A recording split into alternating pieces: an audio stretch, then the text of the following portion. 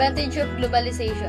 Today, globalization concepts are mainly used in three areas: social, economic, and political. Because of globalization, an increase in the mobility of goods in people. Communications, cooperation, and standard of living has occurred, but also allows of culture and environment issues. Some people view globalization as way of the future, while others see it as the source of current global descent. Globalization is both a boon and a curse when it comes to international trade, wealth, labor, and cultures. However, it has been impacted and influenced the most by economics interactions. Here are some advantages of globalization.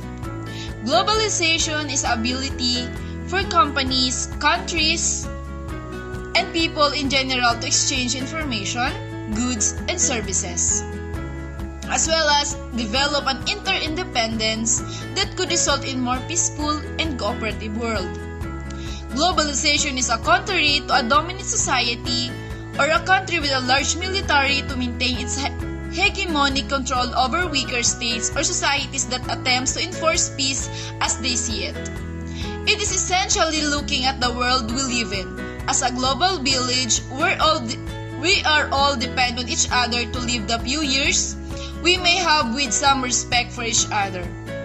That is in its ideal, of course, and could be more involved into such a thing if ego and greed were not a factor. Benefits of globalization.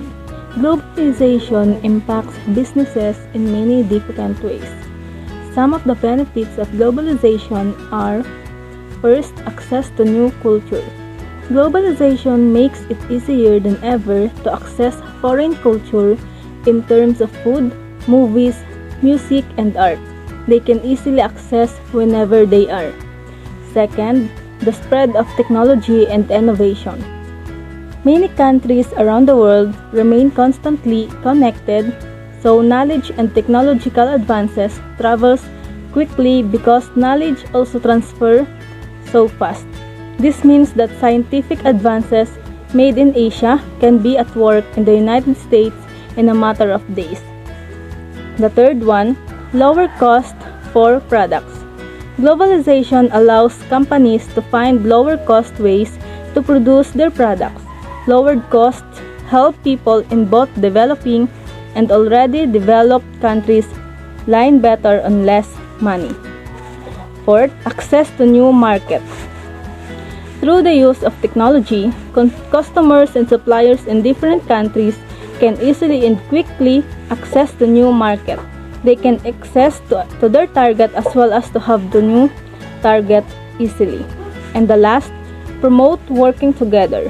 Different countries become interdependent and often come to rely on one another for certain goods and services. When they come together to engage in trade and investments in a global financial market. All in all, globalization is doing more good than harm.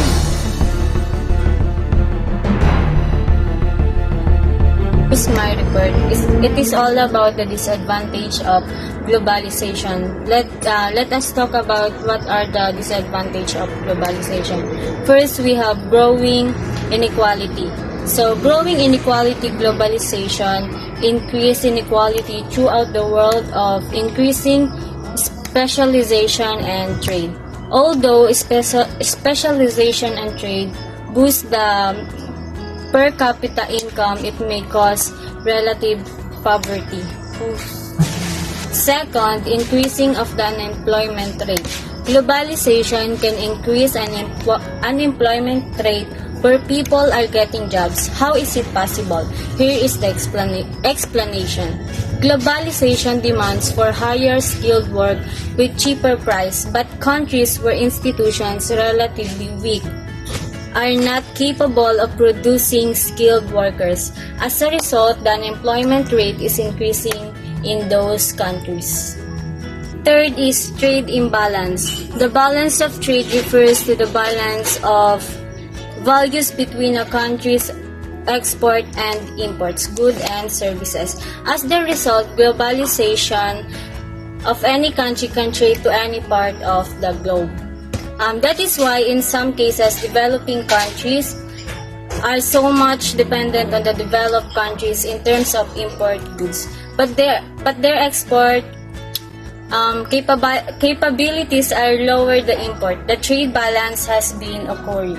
So trade imbalance refers to the imbalance of values between a country's import and exports, goods and services. It is also called trade deficits. Trade imbalance may be increased in developed countries by their competitors. Okay, let's proceed to the number 4, environmental loss. The pace of industrialization is increasing as the result of globalization. Industrialization boosts the economic growth, but it harms environment as well. Globalization loots from the nature and it harm us very badly. Let's try to understand with the example.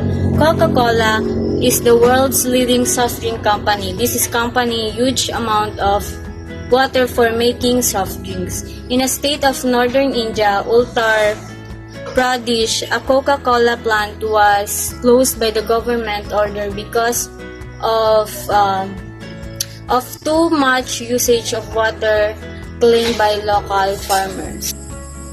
These are some of the negative impacts of globalization. The first one is the unemployment rate caused by local industries being unable to compete. For example, trade barrier removals and foreign dumping of surplus products at lower cost cause intense competition, leading to the shutdown of local industries, which also leading to unemployment. The second one is the environmental damage caused by lax environmental protection. For example, the factories failed to include cost in preventing environment pollution into their price of goods, so they reduce their cost of production and increase their competitiveness.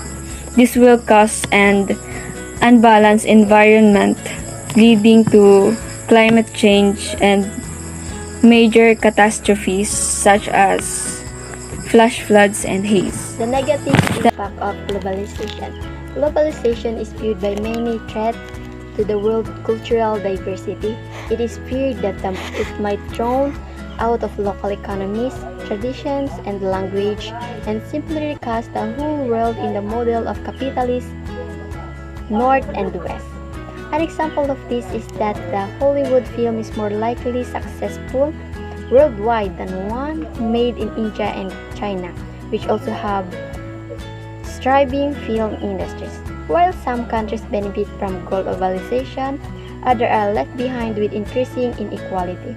As Hans Rosling once said, globalization is often accused of a creation of the West and the rest. On the whole, the Washington Consensus, ASAP, the World Bank, and IMF strive toward global liberal integration, and liberal trade did not create an effective solution for global South to get out of poverty and inequality.